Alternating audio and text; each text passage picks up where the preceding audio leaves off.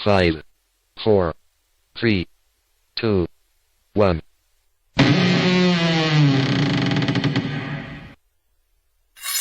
Mengenal ikan gabus, berbentuk seperti ular dan kaya manfaat. Di antara banyak jenis ikan di dalam perairan Indonesia, ada satu ikan yang sering menjadi perhatian para penghobi, peternak hingga penikmat wisata kuliner. Varian itu adalah ikan gabus. Ikan gabus sejenis ikan predator yang hidup di air tawar. Ikan ini dikenal dengan banyak nama di berbagai daerah di Indonesia. Di Kapuas Hulu, Kalimantan Barat, ikan ini disebut dolak, di Riau bocek, dan rutiang dalam bahasa Minangkabau. Ada juga sebutan di wilayah lain seperti aruan, haruan, kocolan, bogo, bayong, bogo, licingan, kutuk, kabos, gabos dan lain-lain.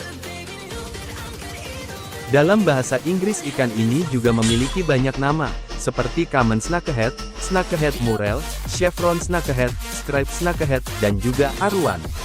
Adapun nama ilmiah ikan gabus adalah Canas striata. Mengutip National Geographic, secara fisik ikan gabus memiliki bentuk yang cukup unik. Bentuknya sebagai ikan darat memiliki volume yang cukup besar, memiliki kemampuan untuk tumbuh hingga sepanjang 1 meter.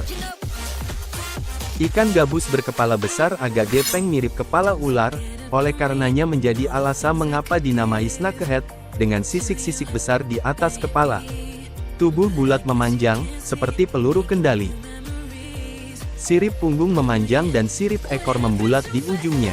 Sisi atas tubuh, dari kepala hingga ke ekor, berwarna gelap, hitam kecoklatan atau kehijauan.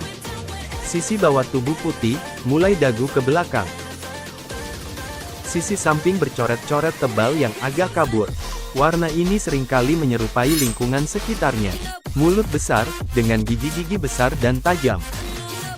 Habitat ikan gabus. Ikan gabus dapat dengan mudah didapati di danau, rawa, sungai, dan saluran-saluran air hingga ke sawah-sawah. Ikan ini memangsa aneka ikan kecil-kecil, serangga, dan berbagai hewan air lain termasuk berudu dan kodok. Seringkali ikan gabus terbawa banjir ke parit-parit di sekitar rumah, atau memasuki kolam-kolam ikan pemeliharaan dan menjadi predator pemangsa. Jika sawah, kolam atau parit mengering, ikan ini akan berupaya pindah ke tempat lain, atau bila terpaksa, akan mengubur diri di dalam lumpur hingga tempat itu kembali berair. Oleh sebab itu ikan ini acap kali ditemui, berjalan, di daratan, terutama di malam hari di musim kemarau. Ikan ini mencari tempat lain yang masih berair. Fenomena ini karena gabus memiliki kemampuan bernapas langsung dari udara, dengan menggunakan semacam organ labirin, seperti pada ikan lele atau betok, namun lebih primitif. Pada musim kawin, ikan jantan dan betina bekerja sama menyiapkan sarang di antara tumbuhan dekat tepi air. Anak-anak ikan berwarna jingga merah bergaris hitam, berenang dalam kelompok yang bergerak bersama-sama kian kemari untuk mencari makanan. Kelompok muda ini dijagai oleh induknya.